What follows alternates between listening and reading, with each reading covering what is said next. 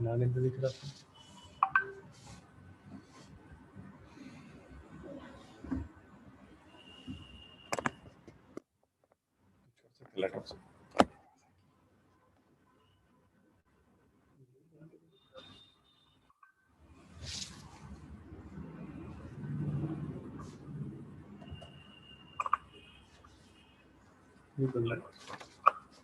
رکھا کر کچھ طرح بات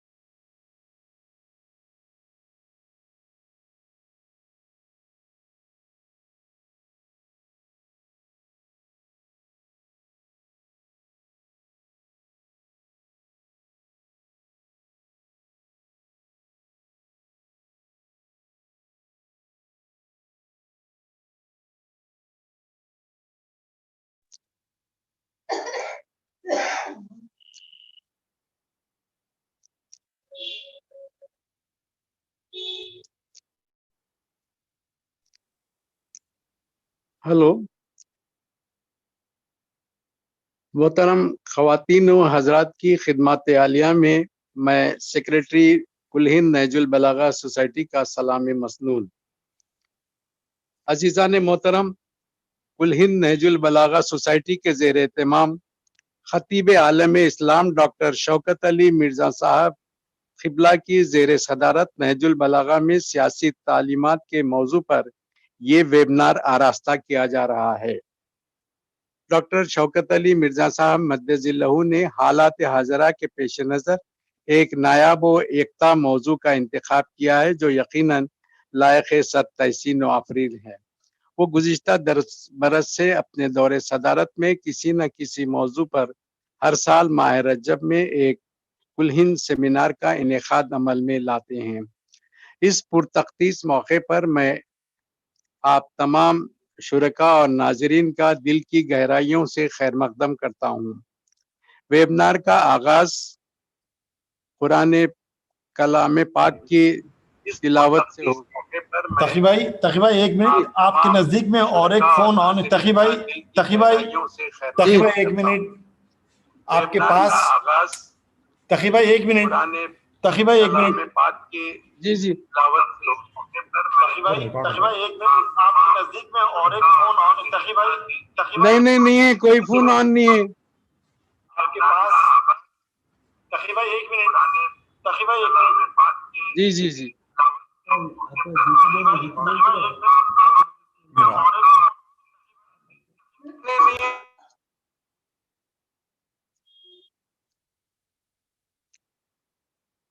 ویبنار کا آغاز قرأت کلام پاک سے ہوگا۔ جناب سید عبدالستار صاحب قرأت کلام پاک سے نوازیں گے۔ میں جناب سید عبدالستار صاحب سے ملتمس ہوں کہ وہ قرآن کلام پاک کی تلاوت سے نوازیں۔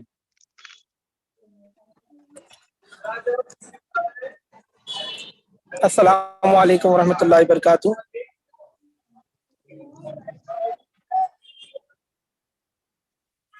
قرأت کلام پاک کا آغاز کرتا ہوں۔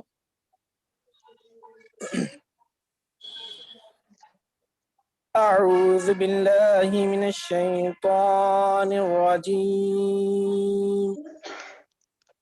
بسم الله الرحمن الرحيم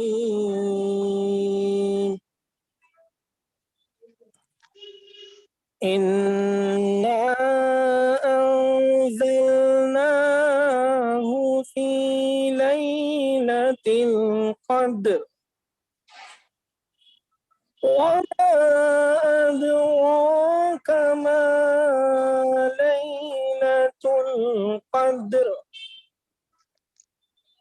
ليلة القدر خير من 1000 شهر تنزل الملائكة والروح فيها بإذن ربهم من كل أمر سلام هي حتى مطلع الفجر صدق الله العظيم وصدق رسول النبي الكريم.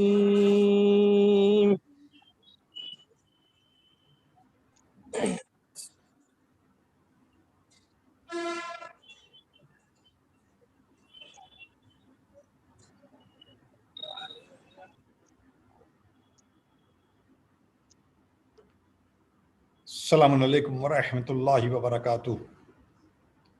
بسم اللہ الرحمن الرحیم. آج کے اس ویبینار میں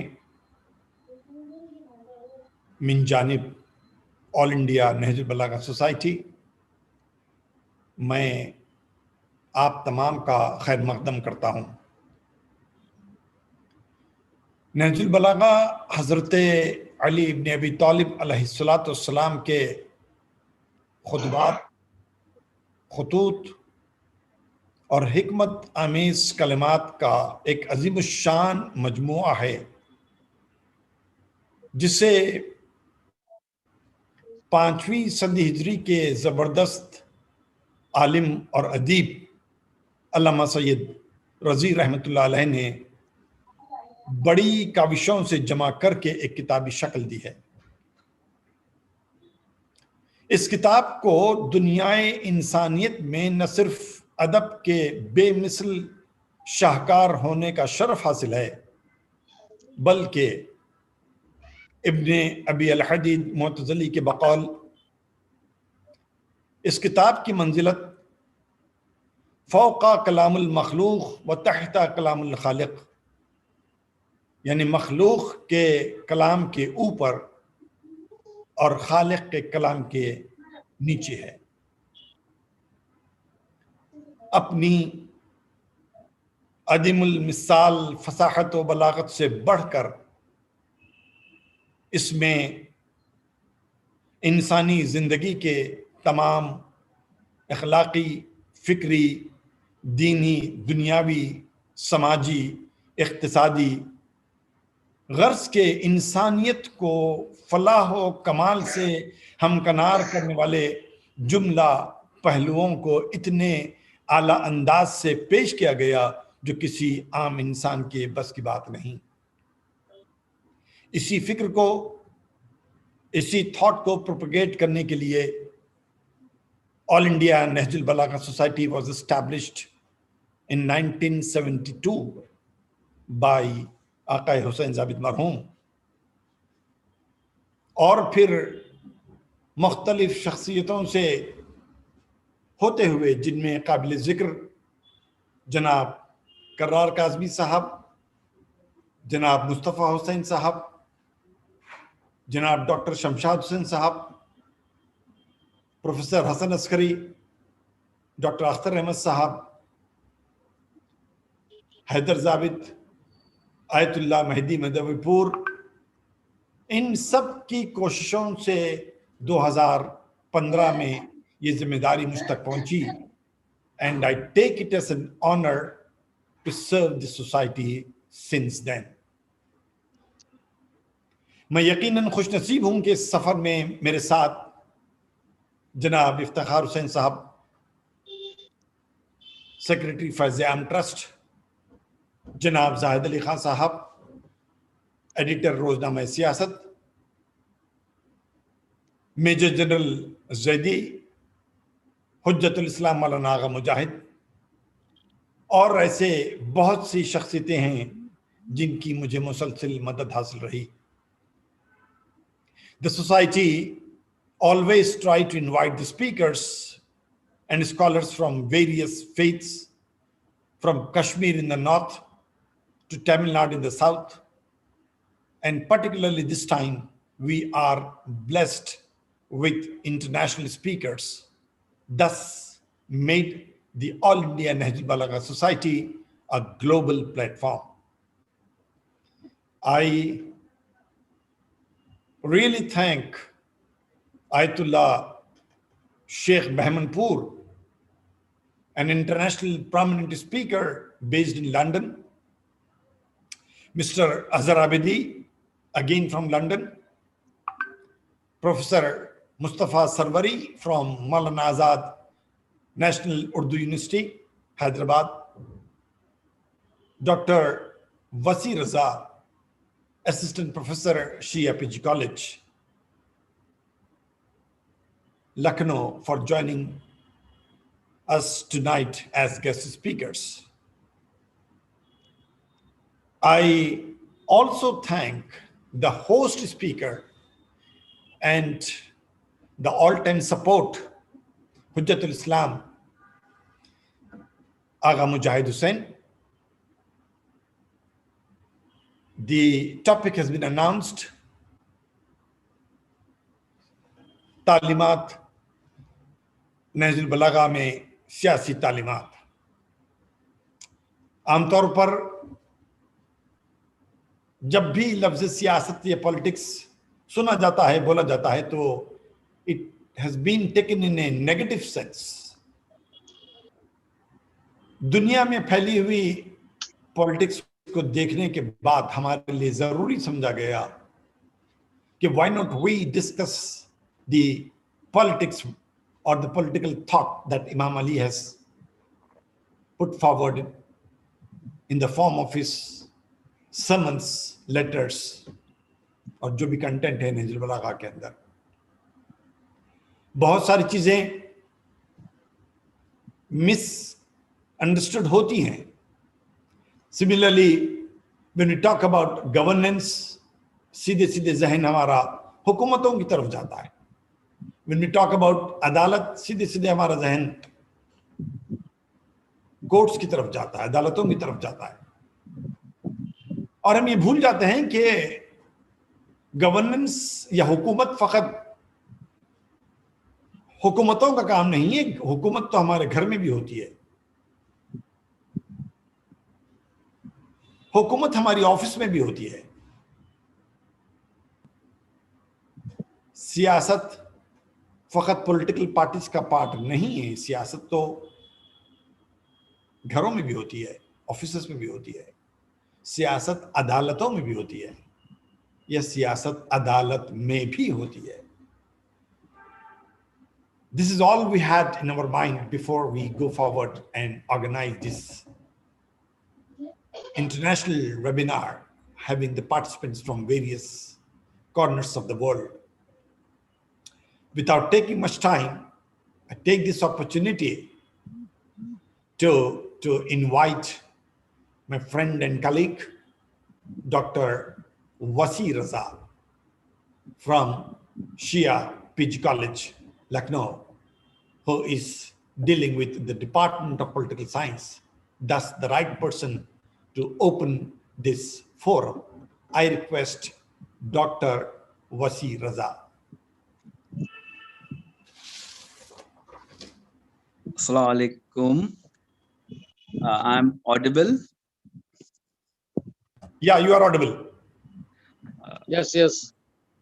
Bismillahir Rahmanir Rahim.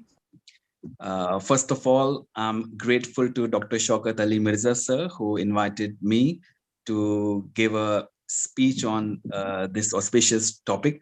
I'm not a right person because I'm not an expert on Nahjul Balagha, but when we talk about politics or political thought, so it's my core area also, and I love this topic also. So thank you, sir, for providing me this opportunity. अभी जैसे आपने कहा, जब term ये politics की बात हम लोग करते हैं तो पॉलिटिक्स के जब जहन में आता है तो नेगेटिव चीज आती है कि साहब वो पॉलिटिक्स मतलब कि उसके अंदर जितनी भी हाइपोक्रेसी हो, डिसेप्शन हो, लाइंग हो, वो सब पॉलिटिक्स होती है. लेकिन जब हम when we talk about the root of this world, when we talk about the original meaning of this politics, it is something else. The word politics, अगर अंग्रेजी की बात करें तो word politics is derive from the Greek word politika which means affair of state. तो politics का यहाँ पर मतलब अगर हम एक निकालें तो इसका मतलब होता है art of state craft, art of governance. Now this art of state craft, art of governance जिसकी हम बात कर रहे हैं, जिसका मतलब पॉलिटिक्स का मतलब यही होता है art of governance, art of state craft. तो now this directly relates with the action and conduct of the ruler. अगर रूलर जस्ट है, काइंड है, करेजियस है, कंपैशनेट है, तो वहां गवर्नेंस भी अच्छी होगी, वहां रूल भी अच्छा होगा, वहां वेलफेयर की बात होगी, वहां जस्टिस होगी, अदालत होगी. लेकिन अगर ruler if the ruler is dishonest, cruel है, लायर है, हाइपोक्रेट है, अपने वेस्टेड इंटरेस्ट की बात करता है, तब वहां पे जो है वो पॉलिटिक्स बैड आप कह सकते हो जाएगी. वहां फिर जो है वो आर्ट, वो जो गवर्नेंस है, वो लोगों को बुराइयों में या लोगों को की जिंदगियों को तबाह कर देगा. तो यहाँ पे ये इंपॉर्टेंट है कि पॉलिटिक्स का मतलब तो हम ये कहते हैं कि art of governance, it's art of governance, art of state craft. अब यहाँ डायरेक्ट इसका लिंक जो है वो रूलर से होता है, जो रूल करता है, उसके एक्शन और उसके कंडक्ट यहाँ पे है, वो असलियत में हमें बताते हैं कि कैसी पॉलिटिक्स होगी. अब जब हम इमाम अली अलैहिस्सलाम की पॉलिटिक्स पे बात करेंगे उनकी, तो मौला अली की जो पॉलिटिक्स थी वो भी कहते हैं, मौला अली एक जगह कहते हैं what is politics, governing a state is a politics, governing a state is a politics. तो मौला अली की जो पॉलिटिक्स है, that politics is based on ethics and morality. मौला अली की जो पॉलिटिक्स है इट्स ओरिजिनेट फ्रॉम स्पिरिचुअलिटी. वहां पे फर्क नहीं है, वहां पे स्पिरिचुअल पॉलिटिकल एक्शन और स्पिरिचुअल एक्शन में फर्क नहीं है. एथिक्स और मोरालिटी में मौला अली के कंडक्ट में जब वो पॉलिटिकल अफेयर्स को कंडक्ट करते हैं तो उसमें किसी भी तरह का फर्क नहीं है. और जैसे मैं इसको जैसे आगे मैं और इसको आगे ले जाता हूं, जैसे हम लोग करंट कॉन्टेक्स्ट में बात करते हैं कि पॉलिटिक्स का मतलब है power play, it's a power play. नहीं, पावर प्ले है, लेकिन मौला अली के साथ एथिक्स, मोरालिटी, स्पिरिचुअलिटी, ये उसका इंटीग्रल पार्ट है. And that is why I would say that the politics of Imam Ali is unflattering administration of the community based on divine criteria, a truth-oriented movement. He never proved of doing anything for achieving power and retaining it. On the contrary, he never considered resorting to illegitimate means as permissible, even to the cost of losing power. According to Imam Ali's doctrine, politics is the recognizing and employing legal instruments in administering a community and providing people with material and spiritual welfare. Imam Ali, he says, exploiting illegitimate means and tools which are ostentatiously efficient but erroneous in effect is not regarded as politics. Rather, it is a deception, fraudulence. From the viewpoint of Imam Ali, government is dominion over the hearts and conquest of wisdom and affections rather than subjugation of bodies. He says dominance over individuals and riding upon their shoulders. Such interpretation of government leaves no room for resorting to illegitimate political instruments. In his view, power has no sanctity except for administering justice. Hence, no need to fall back on false ways to preserve it. Dominion over hearts is in no way possible except by using the right methods and treatment based on values. Illegitimate and false policies may gallop along and go on dominating for a short while, but they will never last long and bring nothing to people but harm and loss. So this, and when Imam Ali became a temporal ruler, in which during his 4 years, approximately 4 years tenure, he when he achieved political power, he started reformation. The foremost objective of his politics was the social and economical justice. He proclaimed that the reason for accepting Hukuma as embarking on reforms and restoring the suppressed right. You know, Imam Ali, he found out through his deep political insight that such procedure and reformation would not be tolerated by people who had for a long time been accustomed to reverse value. It means हो सकता है बहुत सारे लोग जो हैं जब मौलवी हुकूमत में आए, जब उनके पास एक्चुअल पावर आया, तो बहुत सारे लोग उनकी बात नहीं मान रहे. क्यों नहीं मान रहे? क्योंकि मौलवी में खुतबे में कहते थे neither hearts can stand it nor can intellect accept it. क्योंकि उनके माइंड इतने परवर्टेड हो गए हैं कि अब वो इस तरह की बातों को, मौलवी की बातों को वो समझने की कोशिश ही नहीं कर पाते हैं. तो इसलिए when we talk about this later to Imam Ali says he regards, you know, a truth oriented statements who regards politics as honesty in speech and clarity as well as adherence to truth, and no less than that. That is why Imam Ali in his first statement he explicitly and unrelenting struggle against alteration, deviation, abnormalities, and undue ups and downs, without the slightest fear of the political repercussion and social tensions that could cause. He started all this with resolution, farsightedness, and accurate and firm policy making and planning. So his policy, his Amirul Mu'minin's politics, he, you know, some very important aspect of his politics are his patience and tolerance. Whenever he deals with his enemy, he never loses patience, he never loses tolerance. One of the Nahjul Balagha, one of the khutbah I want to quote here, he said, one group will, some people came to Maula Ali and said, why were you not taking action against your opponents? And he said, one group will think as you do, but another will not think as you think.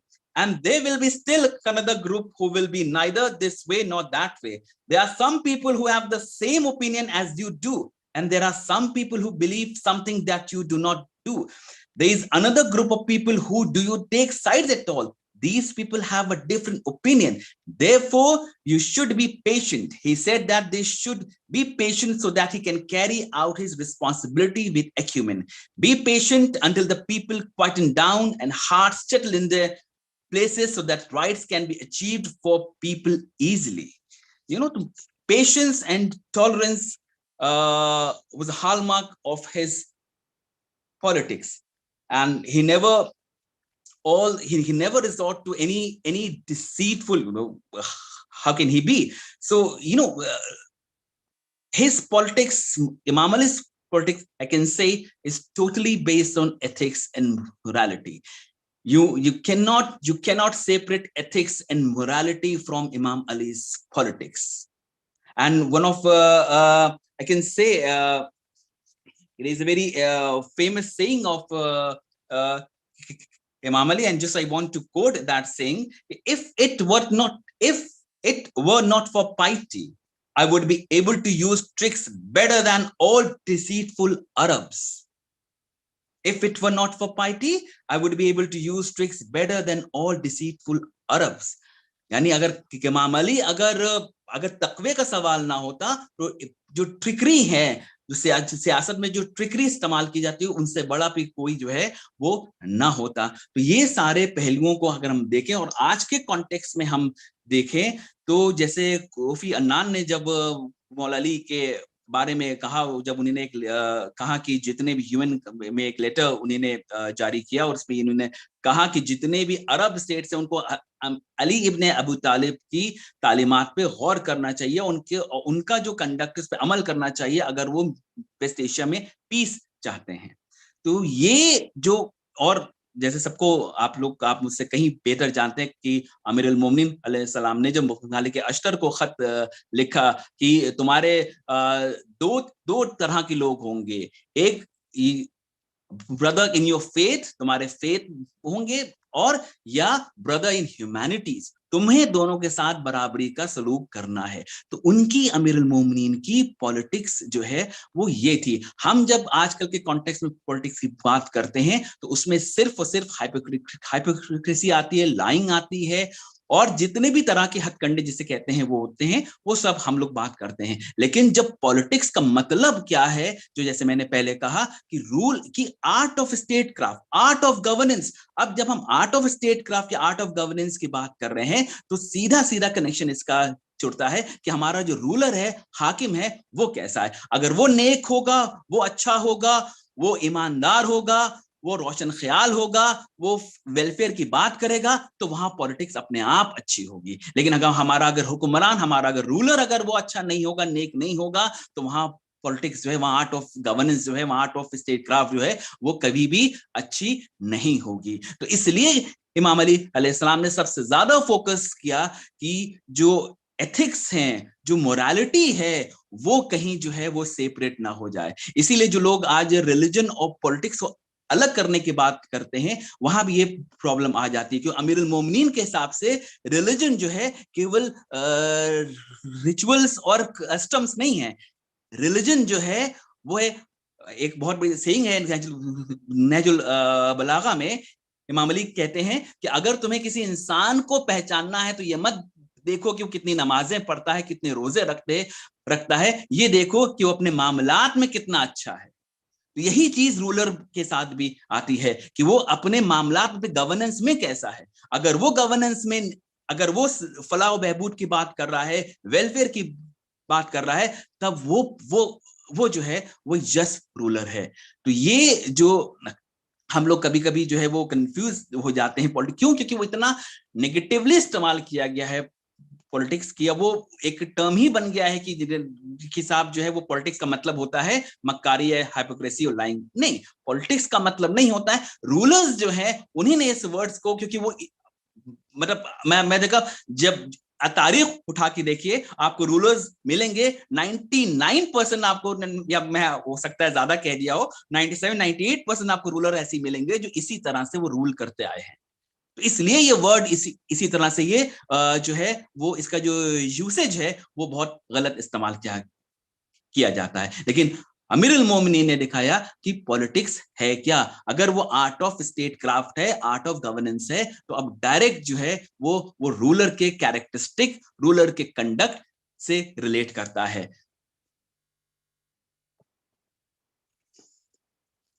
और मैं अगर आज के context में भी बात करूं तो आज के बहुत सारे आपको ऐसे एग्जाम्पल्स मिल जाएंगे जहां पे जो है, जैसे मौला अली एक बहुत इंपॉर्टेंट चीज वो एक उनकी जो पॉलिटिक्स में ऑनरिंग द अग्रीमेंट्स, अगर उन्होंने जंग सिफ़ीन में अग्रीमेंट किया तो उससे उनको कहीं कहीं पे अगर मान ली जाहिरी नुकसान हुआ, लेकिन उस अग्रीमेंट को वो अडर किया। उन्होंने, आज के हमारे रूलर्स आप देख लिए, वो अग्रीमेंट्स करते हैं और इतनी अच्छी तरह से उसको तोड़ते हैं, चाहे वो इंटरनेशनल अरीना में क्या कहा जा रहा हो उस पर कोई फर्क नहीं पड़ता। मतलब इस तरह की, क्योंकि अब वही मसला आ जाता है कि जब हम पॉलिटिक्स की बात करते हैं तो सिर्फ यही जो बुरी चीजें हैं वही हमें दिखाई देती हैं। लेकिन अगर हमें ट्रू पॉलिटिक्स की बात करना है कि पॉलिटिक्स, क्योंकि पॉलिटिक्स एक बहुत इंपॉर्टेंट एस्पेक्ट है।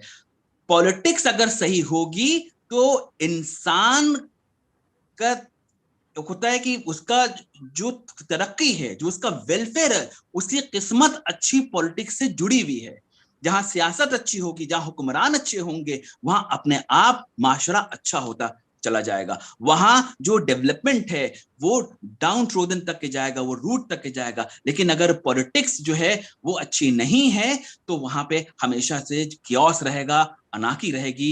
वो फिर वो स्टेट्स जो हैं बहुत ज्यादा फले फूलेंगे नहीं। तो इसी के साथ मैं अपनी बात को खत्म करता हूँ। एक बार और मैं जनाब शौकत मिर्जा साहब का बहुत बहुत शुक्रिया अदा करता हूँ कि उन्होंने मुझे मौका दिया इस इतने नॉलेजेबल और इतने रिस्पेक्टेड लोगों के बीच में एक छोटा सा एक स्टूडेंट ऑफ पॉलिटिकल साइंस हूँ, मुझे बोलने का मौका मिला।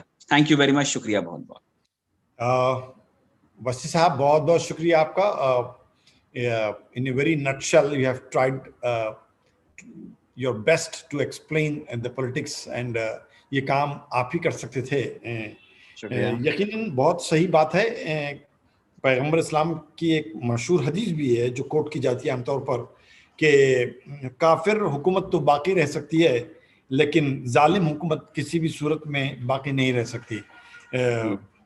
बिल्कुल सही कहा। लेकिन प्रेजेंट डे में इफ आई डिफाइन द सियासत ऑफ इमाम अली एज तकवा and if I define the सियासत of present day politicians as सियासत, तो डज इट मीन दैट के मौजूदा जमाने के सियासतदानों को मुत्तकी बनना पड़ेगा पहले?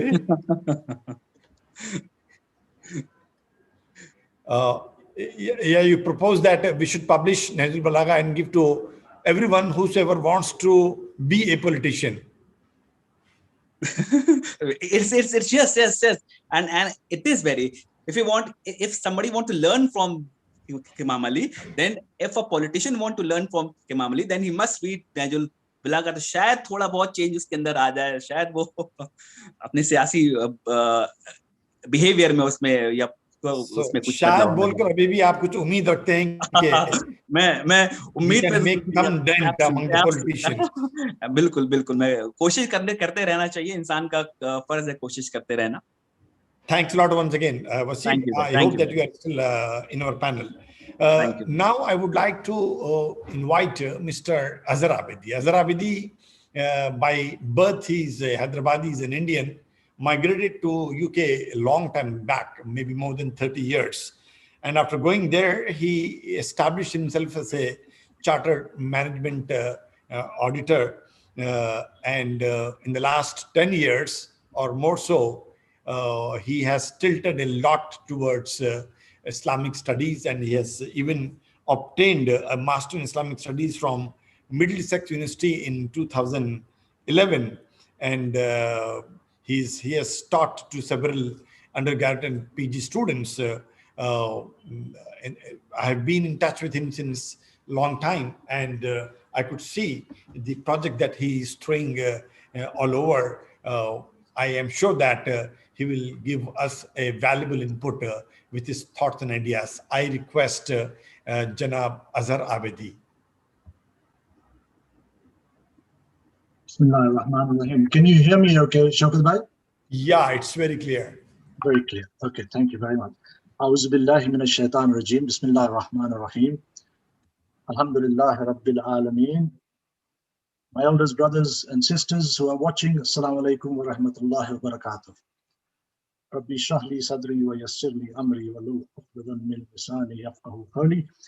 I just wanted to thank the All India Nahjul Balagha Society and Dr. Shaukat Ali Mirza for giving me the opportunity to share my thoughts on our beloved Imam's, his political thought, alhamdulillah. And I thank our previous speaker, Dr. Wasi Raza. I think there may be some overlap between the points that you made and what I'm about to say, but I mean, these are so important that it's probably worth repeating some of those points in any case. So, when Shaukat Bhai invited me to speak, I thought about three kind of areas in terms of my talk. And I know in the limited time, it's probably difficult to do justice to all of them. So the three brief sections that I set out is one, to talk about Imam's politics in the context of Imam's faith and his character. And I will outline some examples of his political thinking from the Nahjul Balagha when he became the Khalifa. And then I will also reflect on how his thoughts and practice are still relevant today and how their application could improve our current political outcomes. But if we start with one particular statement of the Imam, which I feel is so meaningful. It's a short statement. This is towards when the Imam was struck by Ibn Muljim in Masjid al-Kufa. He said, "Fustu bi Rabbil Kaaba." Indeed, by the Lord of the Kaaba, I succeeded. Now, if you reflect on that, who can make a claim like this? Who can say with confidence that he or she has succeeded? I suggest only one who has lived an exemplary life with an unshakable belief and an impeccable character. One who is on haqqul yaqeen, the highest level of certainty in belief.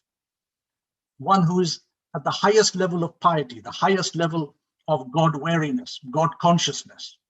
And if you read his sermons and his letters, they are full of references to observing Allah's orders and gaining his pleasure. One who never committed a sin, one who never compromised on Islamic values. The state of the Imam's yaqeen is realized from this sort of famous incident when he was asked, "Have you seen your Lord?" And our Imam replied, "Would I worship that which I do not see?" Then the man asked, "So how do you see him?" And the commander of the faithful replied, "Eyes do not see him with a direct witnessing, but heart, your qalb, perceives him through the realities of faith, through the Iman." So his Iman was at such a level that although bodily he was on earth, his ruh, his spirit, was oriented towards Allah subhanahu wa ta'ala. Now, as we all know, and Dr. Wasti Raza has just explained it, Imam Ali's character was of utmost integrity, and he was absolutely scrupulous in dealing with people and public funds. I think among his character traits, the two overriding, or if you like, meta values were honesty and justice. He never compromised on these in any circumstances. And after all, he was brought up and educated by our Prophet ﷺ, who is referred in the Quran as, "Most certainly you stand on sublime morality, an exalted character, khulqin azim." So the Imam used to advise the Muslims that they should rid themselves of personal passions, and that the only passion they should have is that which is for the sake of God. Love and hate entirely on the basis of what God loves and hates. Now, this was exemplified by his very own example when he went into combat with the famous incident with Amr ibn Abdwid. When the Mawla was a very young man and Amr was a very brave, experienced warrior. When Ali knocked Amr down and sat on his chest to cut his head off, Amr spat at him. And the Imam suppressed his anger, got up and began to walk away from him. When he was asked what made him do so, he replied, "I got angry from his act. And if I had killed him at that moment, my personal passion would have been included in the killing. Hence, I stepped away, quenched my anger, so that my killing him would be purely for the sake of God." So now turning to the topic of today, Imam Ali's politics was not about simply using power to achieve ends. He did not approve of anything simply to achieve or retain power. It was about having policies and appointing governors and officers to achieve social and economic justice, as the previous speaker said, to administer a society in a way that achieves material and spiritual welfare for its people. Now, Imam's politics was rooted in divine principles, Islamic ethics, and moral values. And the period of his Khilafat was characterized by his attempts to reform and restore the Islamic government to the state that prevailed during the time of the Prophet ﷺ, where governors were appointed on the basis of their merits, their good deeds, their taqwa, not because they were closely related to the caliph. The Baytul Mal was used justly to help the poor and needy, provide a welfare state, a safety net. For example, in his letter appointing Muhammad ibn Abu Bakr, governor of Egypt, this was before he appointed Malik Ashtar, the Imam makes a strong connection between gaining power and the need to oppose one's nafs, one's soul. He says, and be aware, O Muhammad ibn Abu Bakr, that I have appointed you as a governor over the most immense of the forces at my disposal, the people of Egypt. So you are obliged to oppose your soul and protect your religion. So please note the relationship between the extent of power being placed at one's disposal and the spiritual responsibility that goes with it. First, in relation to one's own nafs and its khayashat, its desires, and secondly, in regard to the religion, one must be on guard. The greater the power, the greater is the obligation to control and restrain oneself. For if the soul gives in to its own desires, gratifying them with the power at one's disposal, one ends up not only just corrupting oneself, but also the religion which is one charged to maintain and to uphold. The Imam's strong adherence to the principle of justice meant absolute equality of treatment, regardless of the relationship between him and the wrongdoer.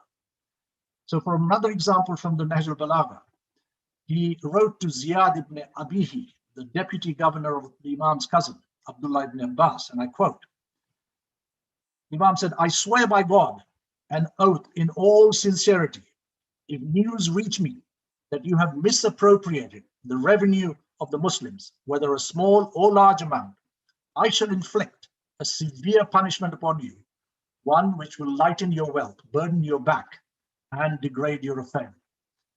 And this attitude is exactly what the Quran instructs in Surah Nisa. O you who believe, be staunch in justice, even though it be against yourselves, your parents, or your near kin. So another excellent explanation of Imam Ali's political thought, which a lot of people obviously quote, is in his letter to Malik Ashtar when he appointed him the governor of Egypt. And in this letter, the Imam outlines all aspects of governance, from administrative policies to economic policies and social policies, all within the parameters of Allah's ordinances and decrees, as a true vicegerent of Allah subhanahu wa ta'ala.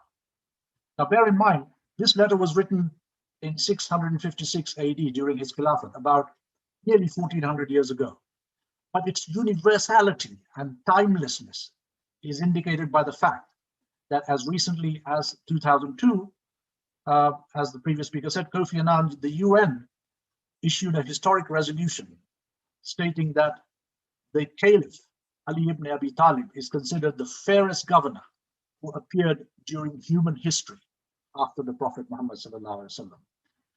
But this was based on the instructions that the Imam gave to Malik al-Ashtar, urging him to treat people who were not Muslims with charity and compassion, confirming the necessity of equal rights amongst the Jews and the Christians with Muslims. As we all know, the famous sentence he said to Malik, know that people are of two kinds. They are either your brothers in faith or your equal in creation, which is, I think, an important expression by the Imam on the unity of the human race and the equality of all human beings. The UN actually listed 6 sayings of him, of the Imam, about ideal governance. I won't go through them because of limited time, but just very briefly, he said, for example, he who has appointed himself a ruler of the people must begin by teaching himself before teaching others. His teaching of others must be first by setting an example. You know, we often hear about people using their position to issue orders rather than earning their respect through their own actions and through their deeds. And the other important instruction was to focus on wealth creation rather than tax collection. In those days, of course, wealth creation was through agriculture and through trade. But again, the Imam's breadth of administrative and economic and social policies is phenomenal. And of course, he said about the safety net for the orphans, for the poor and needy, one of the earliest stages of a welfare state. And he says, allow time to listen to complaints of the people without officials being present, so that the people can freely and openly talk to the ruler, to the government. Many such constructive advices. Now, if we reflect on the kind of politics and governance that has prevailed in the Middle East since the Umayyads and the Abbasids dynasties, I think with the exception of Iran and perhaps more recently Iraq and perhaps Lebanon, most countries have continued to be ruled by monarchies and dictators. And it just goes to show that even after a long period, there has not been any significant improvement in the governance model. They have not evolved or developed beyond monarchies and dictatorships. And if I reflect on today's India, where we are all from, we're obviously seeing the outcome of politics based on playing with people's emotions, majoritarianism, leading to populism with scant regard for minorities, almost reducing them to second-class citizens, rather than using political powers as a means of achieving social justice and protection of all citizens. So the Imam's principles of moral responsibility is rarer in today's world, unfortunately. But if we look at the actions and the words of the Imams and the Prophet ﷺ, there are many lessons for us in the field of politics. It means that we support candidates on the basis of their character, examine their record, their words and deeds, rather than have this parochial attitude of only supporting people of our own faith. And sadly, in politics, there are very few people of good character. Good character seems to be a scarce commodity. Therefore, I think some of us should follow the Quranic instruction of Amr bil Ma'ruf and Nahy anil Munkar, enjoin the good and prevent the evil, with the particular emphasis on the prevention. And perhaps think of joining politics so that we have a say in the development of policies that affect us. Otherwise, I think we are in danger, particularly the elite of our community. We're in danger to be seen no different from the elite during the time of Imam Hussain alayhi salam, when he addressed them in Mina and said, why don't the elite speak out against the injustices and oppression being carried out in those days by the Muawiyah regime? And the Imam identified two main reasons why the elite kept quiet. Either they gained something materially, or they stood to lose something. And I think this is the case even now. People are scared that if they speak up against injustices or oppression, they will be visited by the enforcement directorate, tax agencies, and their financial affairs will be subjected to investigations. Or if they keep quiet, they will get that government contract or other material benefits.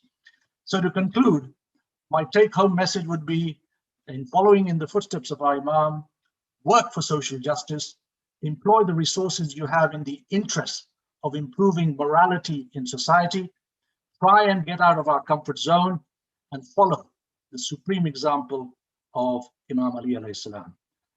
Thank you very much for your time, and thank you, Dr. Shaukat Ali Mirza, for giving me the opportunity.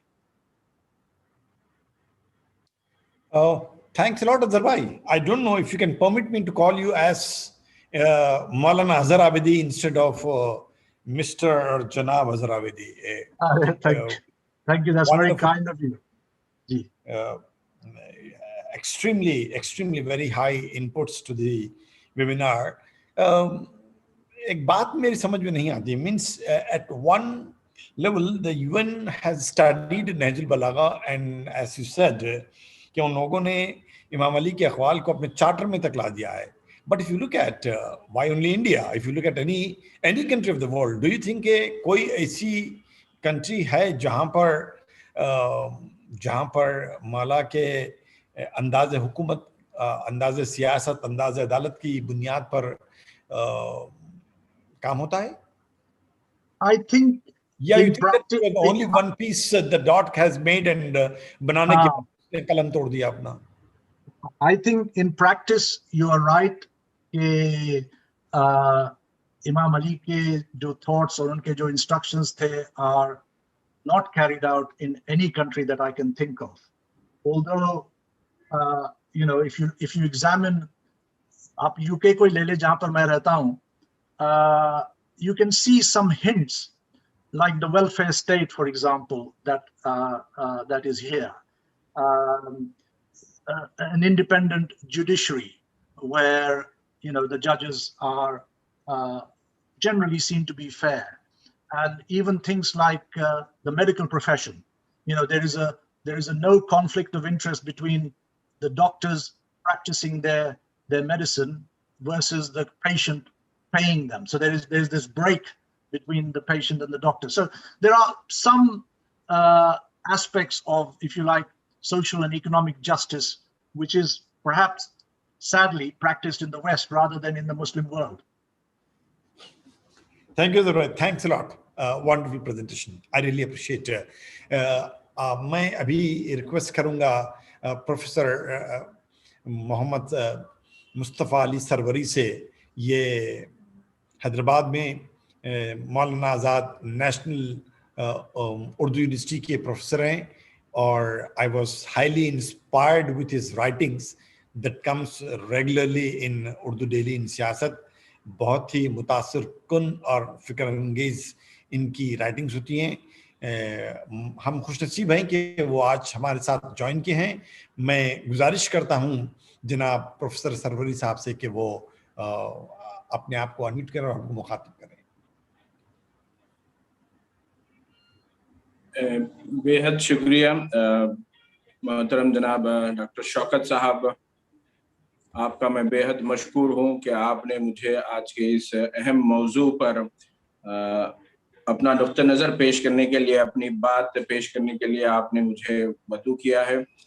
अपने आप को मैं इस मौजू के हवाले से बड़ा ही कम इल्म महसूस करता हूँ, लेकिन मैंने कोशिश की है तो वो जो बात के आज के इस वेबिनार में पेश करूँ, तो बिला किसी ताख़ीर के मैं अपनी बात पेश करता हूँ.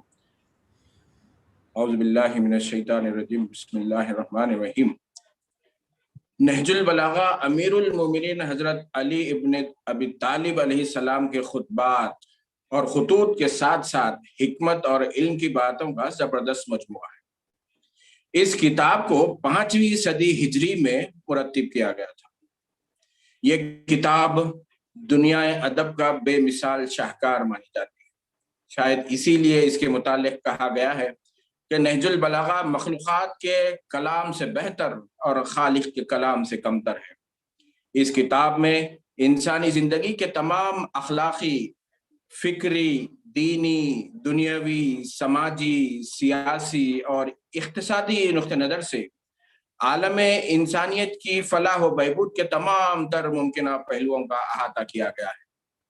तारीख़ गवाह है कि हज़रत अमीरुल मोमिनीन हज़रत अली इब्न अबी तालिब अलैहिस्सलाम ने तकरीबन 5 बरसों तक हुकूमत की और खिलाफत की जिम्मेदारियों को निभाया. आपने अपने दौरे इख्तिदार में सारी इंसानियत की फलाह व बहबूद के वो असरार और रमूज बतलाए कि जिस पर किसी और ने रोशनी नहीं डाली. हज़रत अली के नज़दीक माशरे की सियासत, फलाह व बहबूद और उम्मत मुस्लिमा के रहबरी के मौज़ूआत बड़ी अहमियत बल्कि बुनियादी हैसियत रखते हैं, क्योंकि आपकी दानिश में तर्ज़ हुकूमत और हुकूमत बहैसियत मजमूई समाज पर गहरे असरात मुरत्तिब करती है. अल्लाह रब्बुल इज़्ज़त की तालीमात को जिंदा रखना, कुरान के अहकामात को लागू करना, जालिमों का मुकाबला करना, बुराइयों के खात्मे के लिए कोशिश करना, साथ में नेक कामों को आम करना हर एक मुसलमान पर फर्ज है. अगर हम दौरे हाजिर में इस बात का जायजा ले कि मुसलमान इन फराइज किस कदर पूरा कर रहा है, तो ये जरूरत उभर कर सामने आती है کہ آج مسلم سماج کے ہر فرد کو یہ احساس دلایا جائے کہ ان کی ذمہ داریاں کیا ہے اور یہ کام کون کرے گا، تو اس سوال کا جواب سیدھا ہے کہ جو لوگ نیکوکار ہیں اور قیادت کی صلاحیت رکھتے ہیں، جن کی نصیحتیں لوگوں کے دلوں پر اثر کرتی ہیں۔ پیغمبران اکرام اور ان کے ماننے والوں کے لیے ہمیشہ سے ہر دور میں ایک چیلنج رہا ہے، وہ یہ کہ اصلاح معاشرے کا کام اور حکومتی نظم و نسق کی باغ ڈور سنبھال۔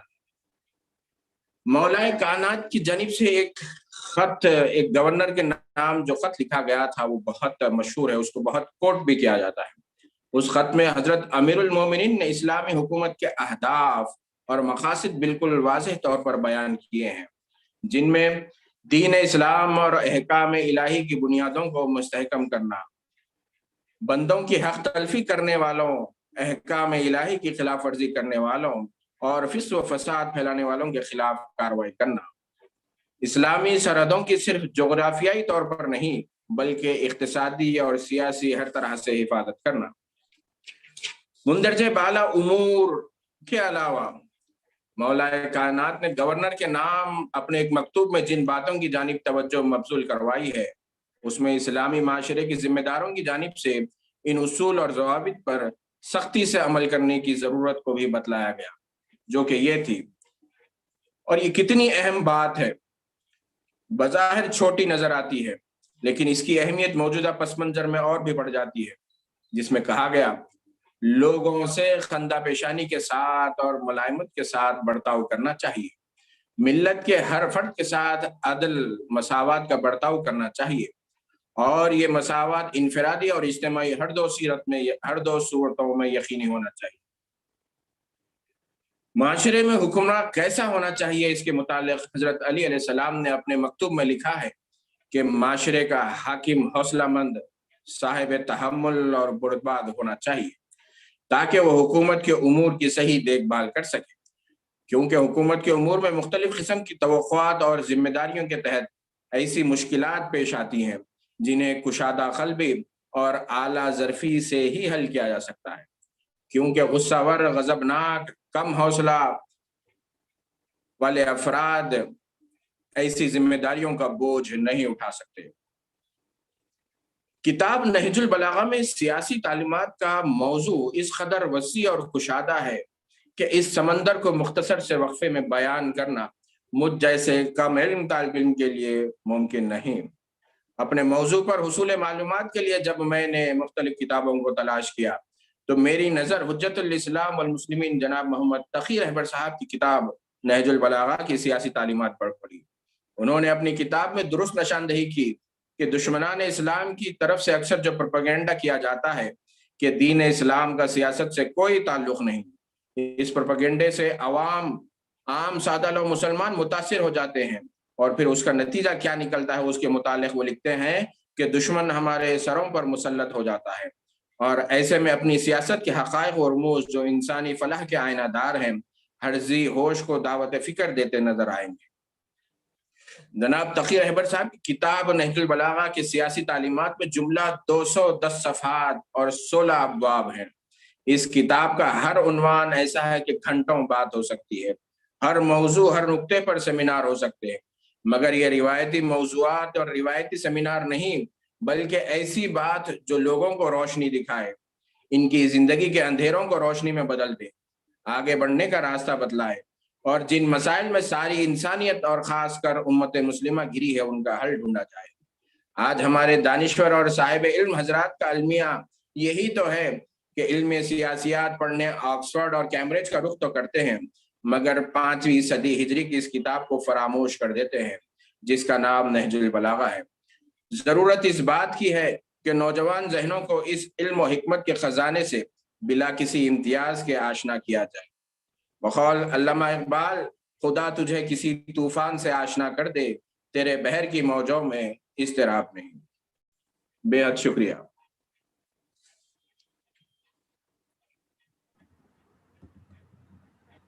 بہت بہت شکریہ صاحب، تھینکس لاٹ۔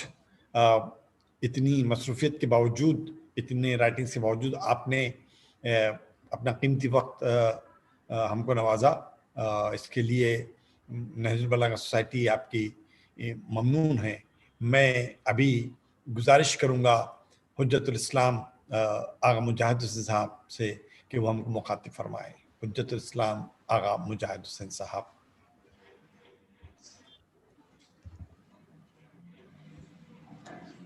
اپنے سامعین کو سلام عرض کرتے ہوئے اور میرے ساتھ کے مقررین کے بیانات کو سننے کے بعد اپنی بحث کو ایک اور ہی جانب لے جانا مناسب سمجھتا ہوں. بسم اللہ الرحمن الرحیم وبہ نستعین وہو خیر معین. مولائے متقیان کا یہ قول کہ ظالم میرے نزدیک کمزور ہے اس لیے کہ خدا اس کے خلاف ہے، اور مظلوم میرے لیے طاقتور ہے اس لیے کہ خدا اس کے ساتھ ہے. اس گفتگو کو کرنے والے نے، یہ بات بتلانے والے نے کس آئینے سے یہ مضمون کو پڑھا، کس آئینے میں اسے یہ مضمون نظر آیا؟ جبکہ ظاہری طور پر ظالم طاقتور ہوتا ہے اور مظلوم اس لیے مظلوم ہوتا ہے کہ کمزور ہوتا ہے. یہ نظر پلٹ کر کیسے دیکھ سکے مولا، یہ نظر کو کس طریقے سے سمجھتے ہوئے سمجھا سکے مولا، یہ بات ہمارے لیے قابل غور و توجہ ہے. اور اگر کریں تو آخرت کے آئینے میں آپ ظالم کو دیکھ لیجئے اور آخرت کے آئینے میں مظلوم کو دیکھ لیجئے. اب آخرت کے آئینے میں قیامت کے دن ظالم طاقتور ہے یا مظلوم؟ تو جس وقت مالکی یوم الدین والی بات آتی ہے تو وہاں پر تو بالکل واضح ہے، لیکن اس دنیا ابتلا میں نظر کرتے ہوئے، یہ آزمائش کی دنیا کو دیکھتے ہوئے جہاں پر اللہ نے اختیار اپنا ہمیں نمائندگی سپرد کر کر چھوڑ دیا ہے کہ اب تم میرے کام کو آگے بڑھانا، یعنی تمہاری نظر میں بھی دنیا میں ظالم کمزور دکھنا چاہیے اور مظلوم طاقتور کے جیسے قیامت کے روز نظر آئے گا. اگر تم یہ کرو گے تو تم نے دنیا میں اللہ کو اور اللہ کی ولایت کو، اتھارٹی کو تسلیم کر لیا ہے. اور غلطی سے بھی تمہیں اگر ظالم طاقتور نظر آنے لگے اور مظلوم کمزور نظر آنے لگے تو یقیناً تم بھی اپنے آپ کو طاقت سے جوڑ لو گے، اور جب طاقت ظالم کی تمہیں بڑی نظر آنے لگے گی تو پہلا جملہ جو جس کے پر سے تمہارا ایمان اٹھ جائے گا لا حول ولا قوت الا باللہ ہوگا. نہ کوئی طاقت ہے نہ کوئی قوت ہے سوائے اللہ کی طاقت اور قوت کے ذریعے سے. تو کسی کی بھی قوت ہو، ظالم کی برائی کی قوت اللہ کی دی ہوئی، مظلوم کی کمزوری کئی حالات کے سبب آئی ہوئی، اس کے درمیان ایک امام عادل قرار پاتا ہے. کیوں کہ جیسے مولا فرماتے ہیں لا بد للناس من امیر بر او فاجر، لوگوں کے لیے کوئی نہ کوئی امیر ہونا ضروری ہے، چاہے وہ نیک رہے یا گنہگار فاجر رہے.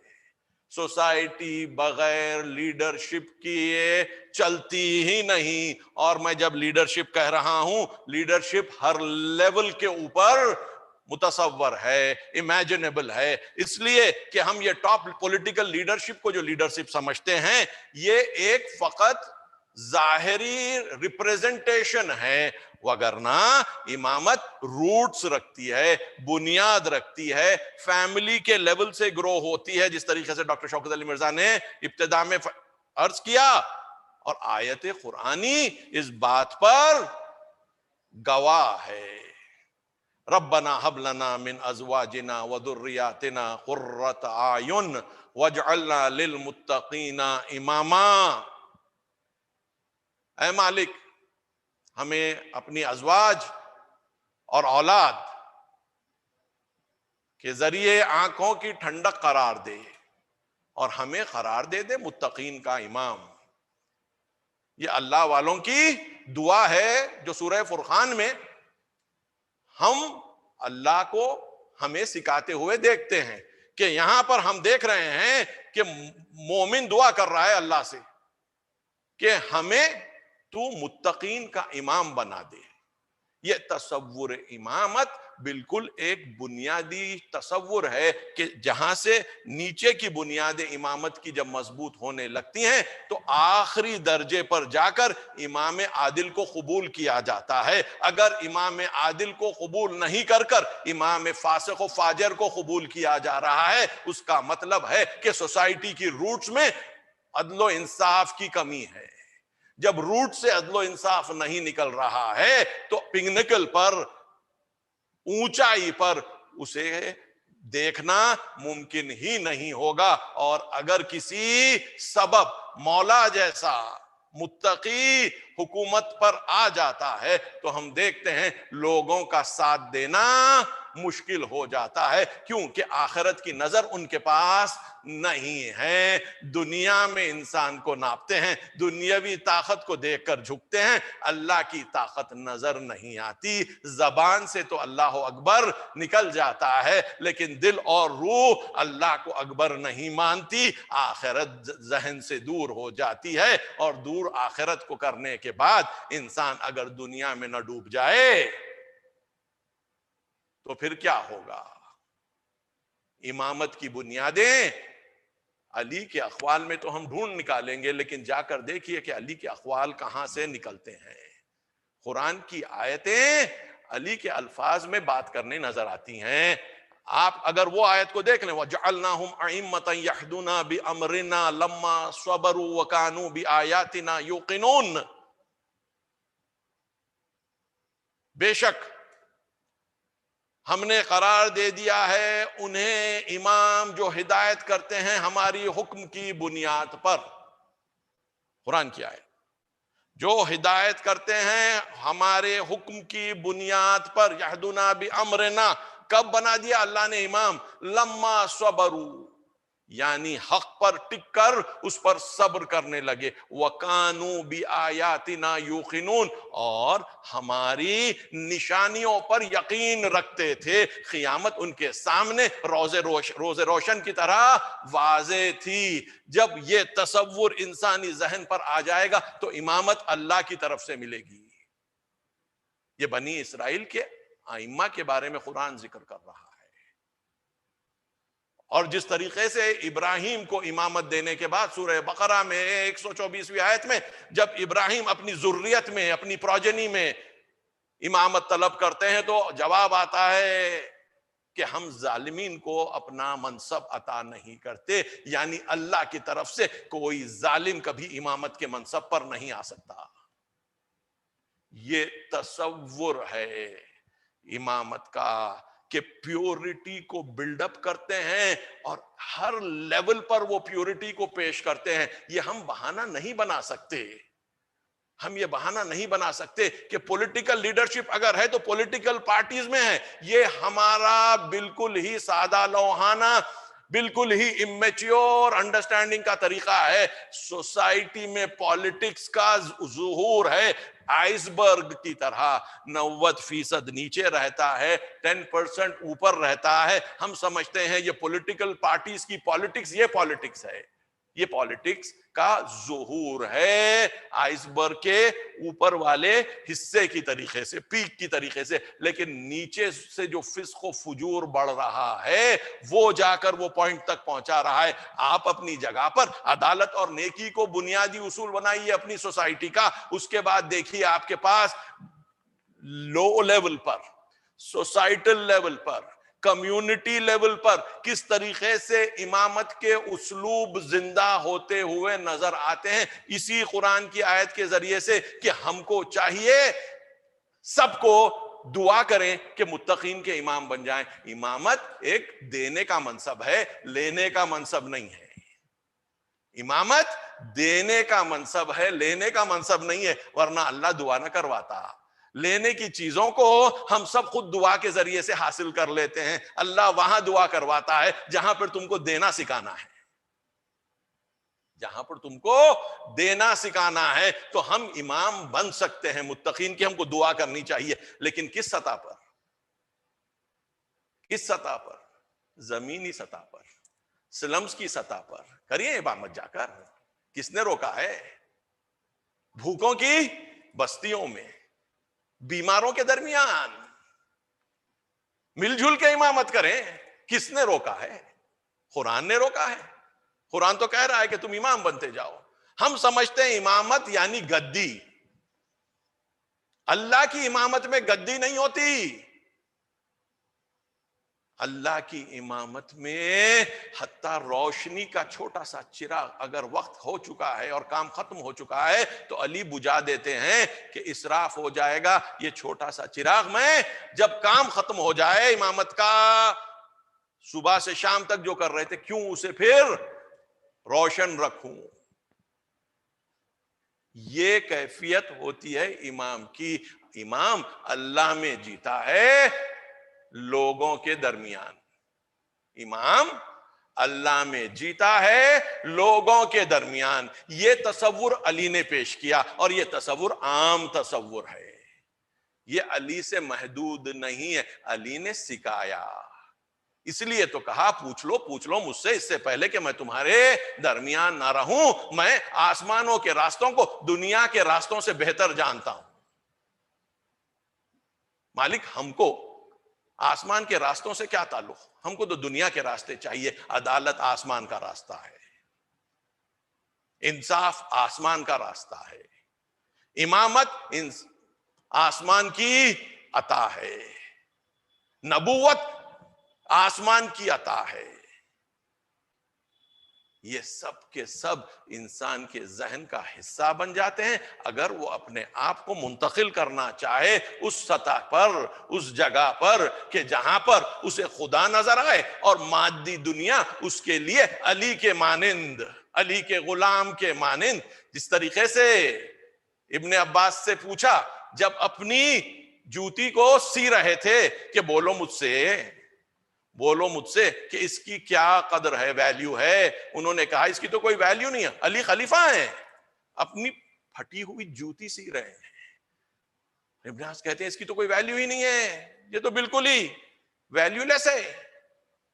کہا یہ تمہارے اوپر حکومت کرنا، امارت کرنا میرے لیے اس جوتی سے زیادہ کم ارزش ہے، کم ویلیو کی چیز ہے اگر طاقتور سے مظلوم کا حق لے لینا نہ ہو. اگر طاقتور سے مظلوم کا حق لے لینا نہ ہو. کبھی اسی حکومت کو بکری کی چھینک سے تشبیہ دیتے نظر آتے ہیں. مولا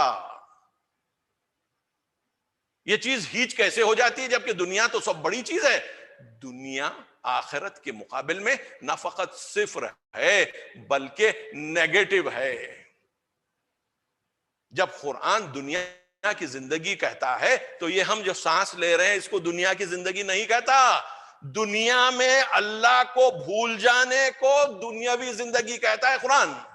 بل تؤثرون الحیات الدنیا، بلکہ تم نے تو دنیا کی زندگی کو ترجیح دے دی، امپورٹنس دے دی. ایسے کیسے دے دی امپورٹنس؟ اللہ نے فرصت دے دی. والآخرۃ خیر وابقیٰ، جبکہ آخرت بہترین ہے اور باقی رہنے والی ہے، زیادہ باقی رہنے والی ہے. وہاں پر اللہ کا اقتدار کامل، یہاں پر اللہ کا اقتدار اللہ نے اپنی مرضی سے خلافت دے کر اٹھا لیا. اور ہم نے اس فرصت کو جو اللہ کی مرضی کو شدت کے ساتھ رائج کرنا تھا دنیا میں، اس کو بھول کر ہم نے سمجھا یہ تو فرصت ہی فرصت ہے. شیطان نے کہا ایسی فرصت والوں کو تو میں طلب کرتا تھا اللہ سے، اور اللہ نے کہا لے لے لے لے. آج ہمیں فرصت ہے، آج ہمیں فرصت ہے اللہ کے اقتدار کو اپنے اوپر طاری کرنے کی. وہ اقتدار تو قیامت کے دن رہے گا ہی. علی اس شخص کا نام ہے، اس امام کا نام ہے کہ جس پر اللہ کی حکومت طاری ہمیشہ رہی، چاہے وہ شب ہجرت ہو، یا اس سے پہلے دعوت ذوالعشیرہ ہو، اس سے پہلے وہ مرحلہ ہو جب رسول پر وحی آ گئی، یہ 3 سال پہلے دعوت ذوالعشیرہ کی بات ہے، یا وہ آخری ضربت ہو. یہ علی ہے کہ جس پر تصور آزاد رہنا بالکل بے معنی تھا. خود کہتے ہیں کفا بعزن ان اکون لک عبدا، مجھے عزت کے لیے کافی ہے کہ میں تیرا بندہ رہوں. کفا بی فخرن ان تکون لی ربا، مجھے اکڑنے کے لیے، فخر کے لیے کافی ہے کہ تجھ جیسا میرا رب ہے. انت کما احب فاجعلنی کما تحب، تو ویسا ہے جیسا میں چاہتا ہوں، تو مجھے ویسا کر دے جیسے تو چاہتا ہے. جب تڑپ کے دعا ہوئی تو رنگ وہی ہو گیا، مظہریت آنے لگی. علی کی غلامی، عدالت، شرافت، نیکی، شجاعت، سخاوت اس چیز کا نمونہ بن گئی، کیونکہ علی کو اللہ سے آزاد ہونا نہ تھا. یہ راستہ ہمارے لیے چھوڑ کر گئے ہیں، یہ راستہ. اور یہ ہم جب سیمینار یا ویبینار کرتے ہیں تو یہی چیز ہے جو ہمیشہ زندہ رہے گی. علی کوئی مصور یا شاعر نہیں ہے. روح کا قانون ابد سے ازل تک باقی اور اس کے آگے باقی رہے گا، اس کی تفصیلات میں جانا نہیں ہے. روح کا قانون ابد سے ازل تک باقی رہے گا، اس کے آگے بھی.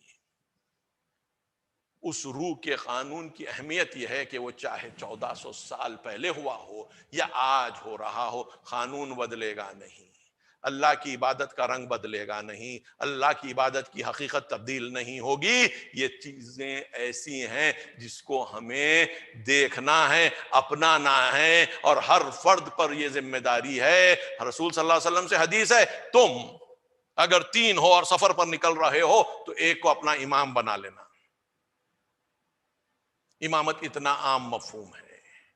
ہر جگہ پر اگر اللہ کی مرضی 3 لوگوں سے نکل کر آگے بڑھ رہی ہے، جیسے کہ قرآن کی آیت ہے، تم جب 3 ہوتے ہو تو وہ چوتھا ہوتا ہے، تم 5 ہوتے وہ چھٹا ہوتا ہے، اور نہ ہی اس سے زیادہ اور نہ اس سے کم. تو اللہ ہر گروپ کے ساتھ ہے اور امامت کو آگے بڑھتا دیکھنا چاہتا ہے. جس طریقے سے ہم اپنے گھر میں خوشی چاہتے ہیں، اسی طریقے سے ہم کو اپنی سوسائٹی میں خوشی چاہنا چاہیے. اس لیے قرآن کی آیت نے ہب لنا من ازواجنا و ذریاتنا کہا، اور آگے لے جا کر امامت کو جوڑ دیا اسی آیت میں سورہ فرقان کی کہ تم کو جیسے گھر میں سکون اور چین چاہیے نا، ایک اجتماع نام کی چیز بھی ہوتی ہے، ایک اجتماع نام کی چیز بھی ہوتی ہے. تم گھر سے نکل کر یہ سکون مل جانے کے بعد آگے خیر اور سکون بڑھاتے جاؤ گے تو تم ائمۃ المتقین کہلاؤ گے، اور وہ درجہ ہم تم کو دیں گے کہ متقین اور امام المتقین کے ساتھ تمہیں محشور کریں گے. اللہ ہمیں یہ توفیق عطا کرے. لیکن آج کا یہ دور ایسا آ چکا ہے کہ ہم یہ کام نہیں کر سک رہے ہیں.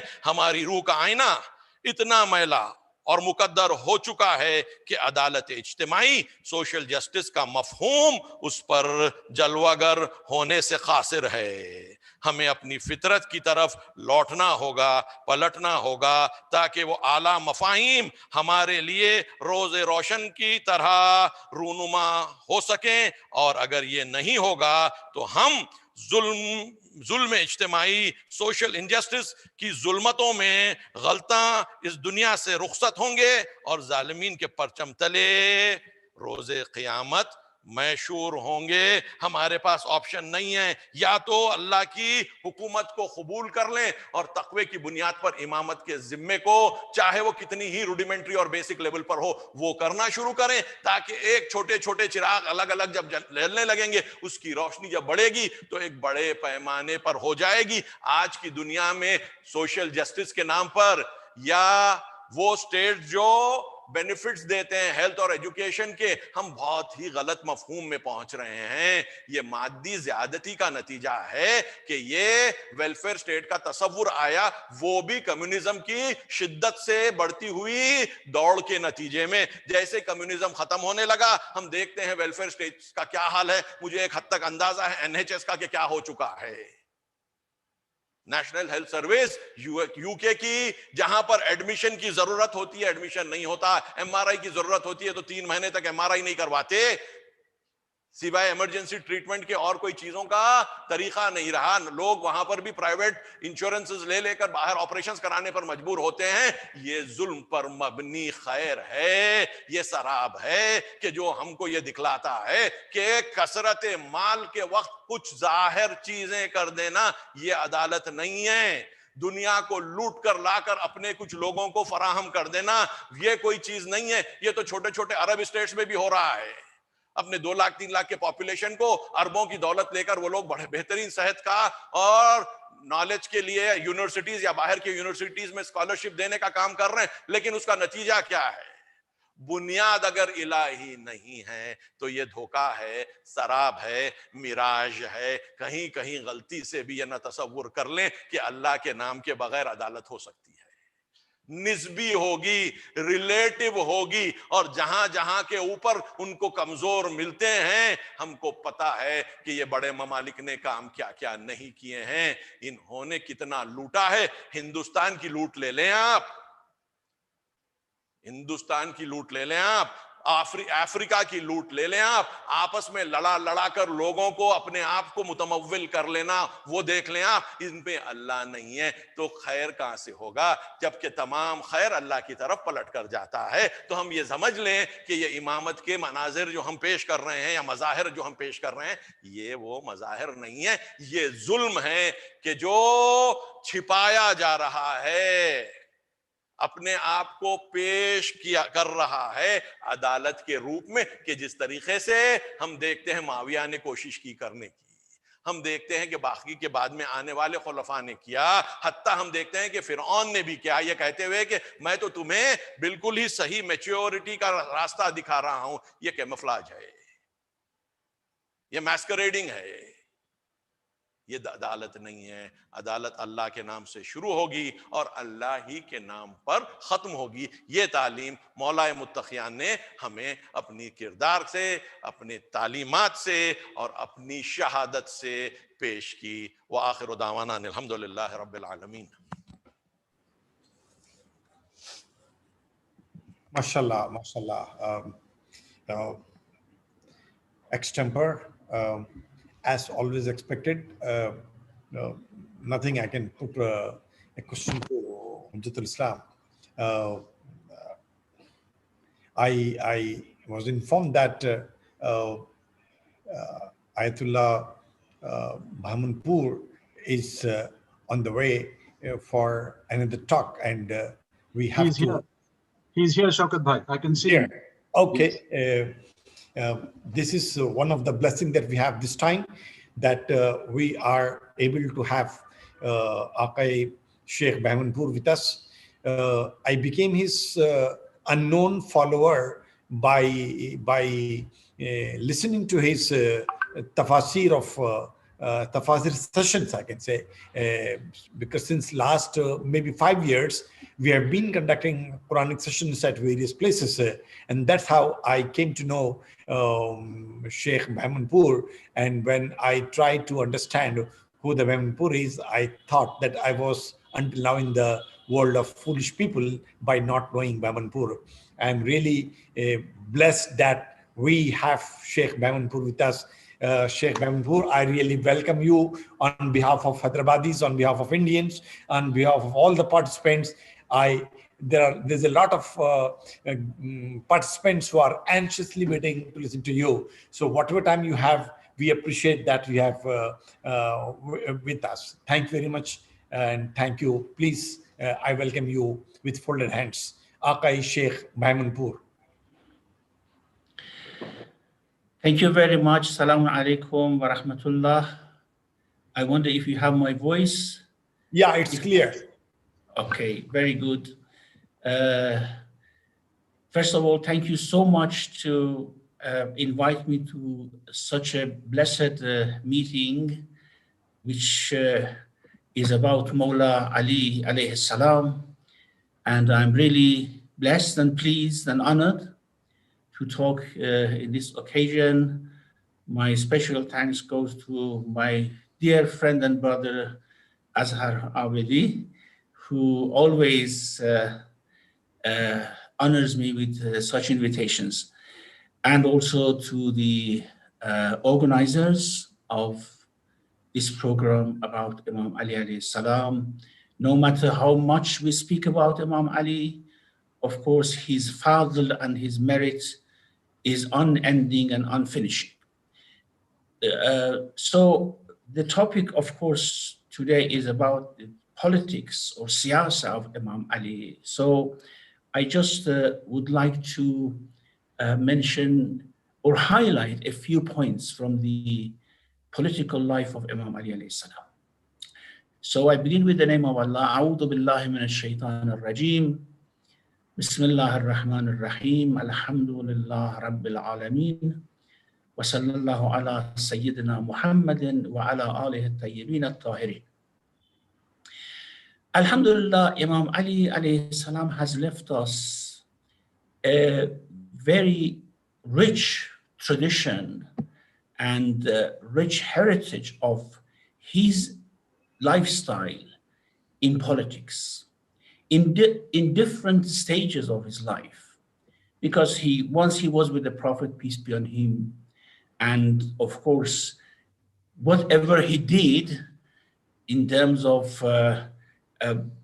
following the instructions of the Prophet in the battlefield, being sent as a ruler, as an emir to Yemen, and many other things that he did at the time of the Prophet, they were all instances of political decisions that he made. Then after the Prophet, peace be upon him, whilst he was not in power, and we know that, of course, he had a very, very good case for to put forward that he was the rightful caliph rather than others. But the way he behaved is another political decision during all those 25 years that he made. And of course, sometimes he talked about those decisions that he made, like in Khutbah Shaqshaqiyya in Nahjul Balagha, that I saw that what was happening, but I decided to have patience. I decided to be silent, not silent in the sense that he had no other choice. He had many other choices, but he said that I pondered, I reflected. I thought that patience, not taking any action, was more prudent. So this was another very beautiful instance of his decision making in his political life while he was not in power. And then we have his life while he was in power, of course. The 5 years of his life when he was the commander of the faithful. Of course, he was always the commander of the faithful in his capacity of imamah.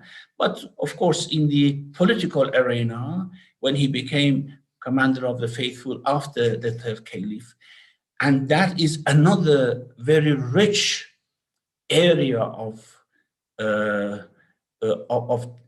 learning for us how we have to conduct ourselves if we have political power.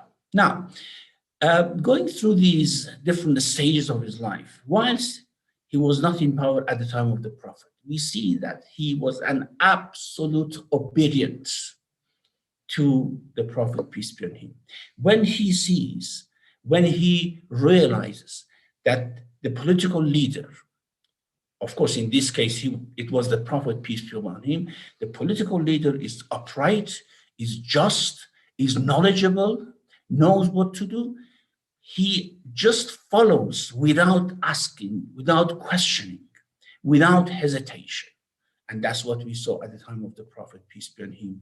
We rarely see anything, for example, that Imam Ali alayhi salam suggested to the Prophet, because he knew. We see that from other companions of the Prophet, like Umar ibn Khattab, like others, that they always suggested things to the Prophet, peace be upon him, thinking that they knew better than the Prophet. But in the case of Imam Ali, it was just following obediently, knowing that whatever decision the Prophet makes is the best.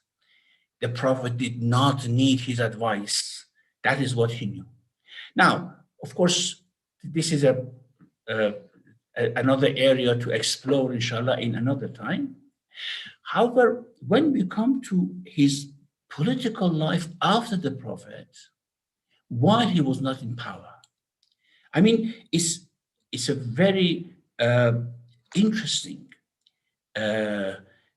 sort of book that we can write a very interesting book about the way he behaved at the time of the caliphs, while, as I said, he had a good case for arguments.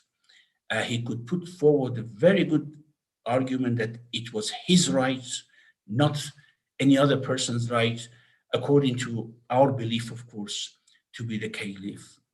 And he was given suggestions of support from different quarters that we will support it. If you think this is your right, we will support you to get your right back. And he refused those suggestions. Why? Because the Muslim community was in its fledgling stage. If there was a conflict, if there was a dispute about power after the Prophet, peace be upon him, he knew what would have happened to Muslim community, how the foreign nations would look at this ummah. So that is why, as I said in Khutbah Shaqshaqiyya in Nahjul Balagha, which is a very, very beautiful khutbah, he says that I reflected and reflected, and then I saw that أن الصبر على خطأ أحجار فصبرت وفي الحلق قضى وفي العين عضى. I had patience while I had a piece of bone in my throat and I had a thorn in my eyes, but I thought patience is better. He did not deprive the caliphs if they needed his consultation. When delegations came from other countries and they wanted to discuss about God, about Islam, about Tawheed, about principles of Islamic creed, they always called Ali. Who was there except Ali to come, alayhi salam, to come and discuss these matters and convince them? Certainly it was Ali. If it was a war, although Imam Ali was not in support of the initial wars which happened at the time of the caliphs in terms of conquests and these things, and that why I say this, because he never took part in any of those battles. He never allowed Hassan and Hussein alayhi salam to take part in those battles, because, of course, not because they were not fit for battle. He was the bravest commander in any battle, but because he didn't see what was happening to be right. However, of course, this is an area which we can actually explore further to see whether the sort of conquests which happened at the beginning in the Islamic era was really just or not just. Why Imam Ali was not taking part in any of those battles. I'm sure they were more than happy to give sums of wealth to Imam Ali to take part in one of those battles, to be a commander of one of those excursions. But of course, he didn't take part, to leave that for the history to judge, to tell us something about what was happening. However, he did not deprive them of his consultation. There's this very famous story that once the second caliph himself wanted to go to the battle, and Imam Ali advised him that this is not a prudent decision, because if you are killed, then they will have hope that they will invade Medina and they will destroy Muslim community. You see, it was not the matter of individuals. It was the matter of Muslim community. Even when there were those fitna at the time of the third Caliph, Uthman. And when the companions were unhappy, they came from different cities complaining. It was Imam Ali who was mediating, who was trying to make a deal, a peace treaty between them. And he did. He made a peace treaty between other companions and the third Caliph. However, unfortunately, after they left Medina, there was a betrayal by the court in Medina, and they came back and they surrounded Uthman and they killed him. However, we see his role there. His role there was fabulous. And in sending water when the palace was seized and no food or water was being allowed in the palace, sending water, coming and talking to Uthman himself, saying that you have to listen to these people. These people are wronged or oppressed.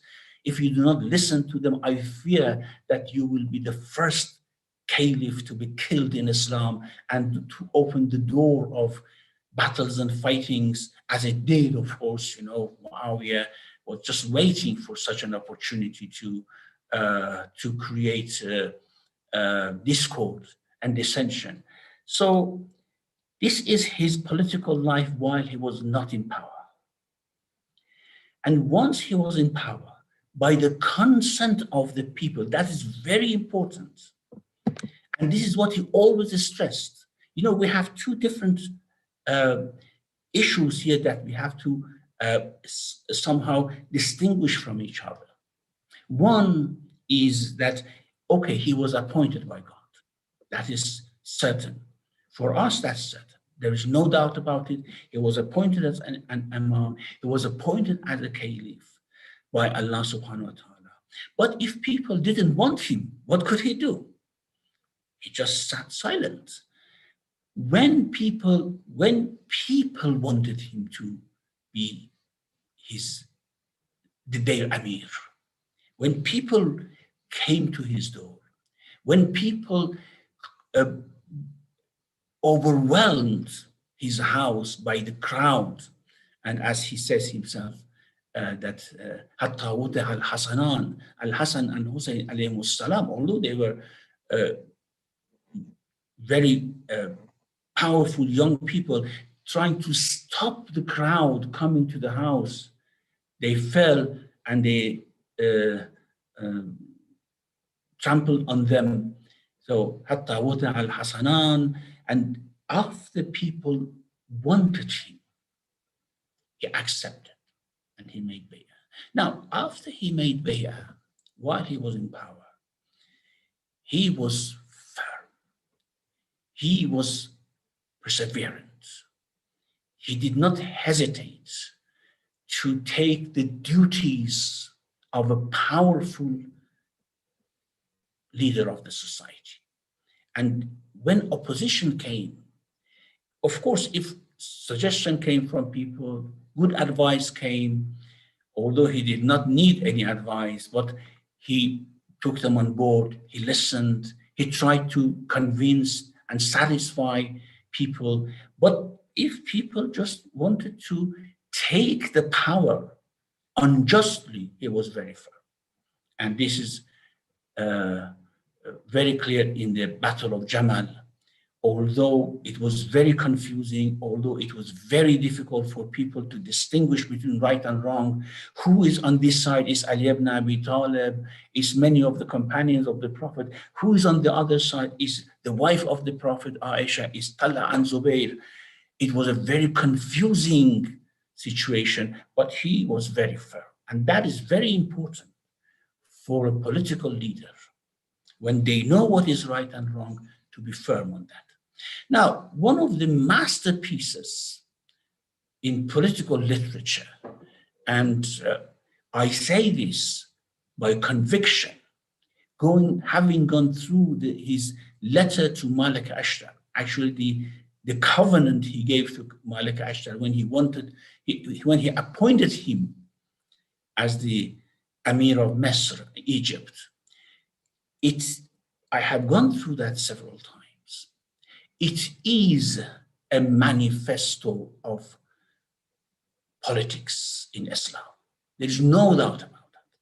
And we can actually offer this to the United Nations, to any political organization, to any international organization, to look at it. This is the manifesto of Islamic politics. Internally, externally, how to deal with the external enemies, how to deal with people inside the country, inside the nation. And although it's very long, I think one of the most important things that one can do, I mean, we as Shia community can do, is to write an explanation to this covenant that he made with Malik Ashtar. And it is something that we can honorably, with honor, with dignity, offer to the world and say, this is our manifesto. And unfortunately, we haven't worked on that well. And maybe the All India Nahjul Balagha Society would undertake such a very honorable task to ask political thinkers, social scientists to write an explanation, an annotation, a commentary on this book, on this covenant, which can make volumes of books. Now, at the beginning of this book, can I ask how long I'm permitted to talk, please? Yeah, you have at least 15 minutes more, up to you, for as per your availability, please. That is enough. That is enough. Thank you so much. Thank you. Yeah.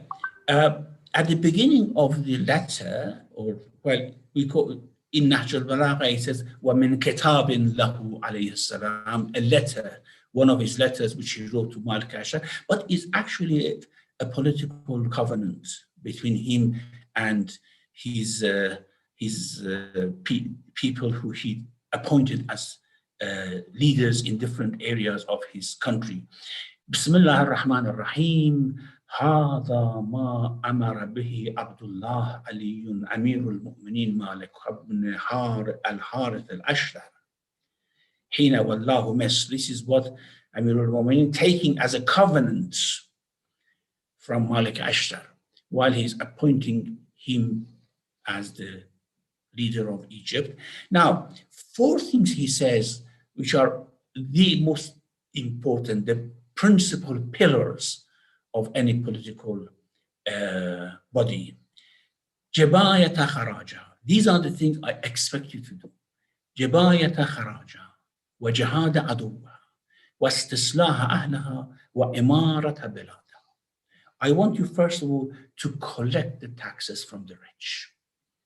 Why? Because taxes are always needed to improve the situation of people, to build a country, to build a city, a nation. So first of all, you are given the duty of collecting taxes. Second, security, jihad aduwa. Any enemy which tries to attack and create injustice, create a situation for the people, unbearable situation, you have to fight with them, jihad aduwaha. And that is something which every nation knows. Unfortunately, when it comes to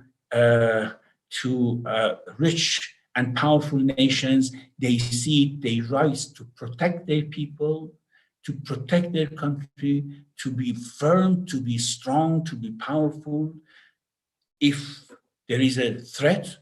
But when it comes to other countries like Muslim countries, they say, no, you shouldn't fight. You should not do jihad. You should not protect your country. You should not protect your people. We are in charge of that. That is, of course, unacceptable. So the second thing which he says is your duty is jihad aduwa. The third thing, istislah ahlaha, to seek salah for the people who live there, Muslims or non-Muslims. As he mentions that when you go there, this is a very famous, of course, adage of Imam Ali, that the people in Egypt either are your brethren in faith or your like in creation.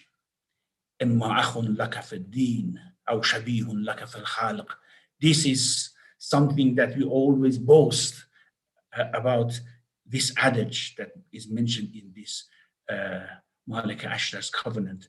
So the people who live there, you have to seek salah. Salah is correctness, is looking after the affairs, taking care of them. The third thing. The fourth thing, construction. You should not forget that. وَإِمَارَةَ بِلَادَهَا. This is actually the opening sentence of Imam Ali's letter. And it shows how deep he was aware of what a political leader should do. It's not only to get power, what you want to do with that power. What is important when someone gets power to do for the people, which are, first of all, collecting taxes, because there are needy people which need that tax, and also there are expenses for the government, for the army, and things like that. Jihad aduwaha, the second thing, creating security in your area of authority by not allowing any external power to attack. Istislaha ahlaha, to take care of the people, and construction of the bilad. Now, his foreign policy, of course, was very clear. In this letter, there's foreign policy and there's internal policy. The foreign policy is always seek peace, whether they are non-Muslims, mushrik, or whatever. As I said, Imam Ali never waged a war against non-Muslims in the name of conquest or making other people to convert to Islam. He is not allowing Malika Ashtar to do that. And this is very important. This shows that we have to review the history of Islam based on Imam Ali's teachings. He says that وَلَا تَدْفَعَنَّ صُلْحًا دَعَاكَ إِلَيْهِ عَدُوٌّ. Never reject the offer of peace. Never. If there is a war, and inevitably you are driven into a battle, and if they offer peace, even from a weak position, accept it. وَلَا تَدْفَعَنَّ صُلْحًا دَعَاكَ إِلَيْهِ عَدُوٌّ. Never reject a peace suggestion if your enemy suggests that to you. وَلِلَّهِ فِيهِ رِضَى. And if there is a rida and satisfaction of God in that. فَإِنَّ فِي الصُّلْحِ دَعَةً لِجُنُودِكَ وَرَاحَةً مِنْ هُمُومِكَ وَأَمْنًا لِبِلَادِكَ. What you gain by peace, by sulh, it is first of all respite and rest for your armies. It is psychologically you are at peace. You are not worried about battlefronts, and it makes your borders secure. However, this should not be from a weak position. This should not be foolish piety. This is very important. You know, sometimes people are somehow showing foolish piety. Oh, we Muslims, we are not after bloodshed. We want to make peace with everyone. Yes, we want to make peace with everyone, provided they do not, they also want peace, provided they do not want to deceive us, provided we are doing it from a powerful stance and position. Always Muslim honor and dignity must be observed. And I think one of the things that we here in Iran are somehow boasting about is the positions of Ayatollah Khamenei with regards to the enemies, the way he's standing firm with honor and dignity. So, وَلَكِنْ الْحَذَرْ كُلَّ الْحَذَرْ مِنْ عَدُوِّكَ بَعْدَ الصُّلْحِ. After you make peace, be always on your guard, because they may deceive you, they may cheat. And if they cheat, فإن العدو ربما قارب ليتغفل فخذ بالحذر, because they sometimes make peace so that they cheat you, they gain power and come back to you. Okay, and also in internal policy, he is actually suggesting very beautiful things to Malik Ashtar, giving him very prudent advice to the way he has to organize his internal policy about different group of people, the army, the businessmen, the judges, the poor and needy, which he says, Allah, I really advise you about the poor, and you have to take care. And I think by this covenant, this letter, we can draw the outlines of a system of social security, which is unprecedented in the history of human beings until that time. And unfortunately, we Muslims are not following that. I think my time is up. And I really suggest everyone to go through this khutbah. I'm sure it's translated in different languages, and see why we boast, why we are honored about Imam Ali to be our Imam. ربنا لا تزغ قلوبنا بعد إذ هديتنا وهب لنا من لدنك رحمة إنك أنت الوهاب وصلى الله على محمد وآله الطاهرين. Thank you, Sheikh. Thanks a lot. It's remarkable, and it's all recorded and available on YouTube. I'm sure that you, by tomorrow you will have followers in thousands. I'm sure that. I really appreciate that in spite of your hectic schedule, you were able to address us, even though you are not in your hometown. Thanks a lot. And salam from all Hyderabadis and all Indians. Thanks a lot once again. Thank you very much. Thank you very much. I'm really honored to have brothers in Hyderabad and in India. Thank you. Salaam alaikum. Thank you very much, Sheikh. It was good to see you. Thank you Thank very you. much. Good to see you as well. Thank you very much. Salam alaikum. Taqi bhai.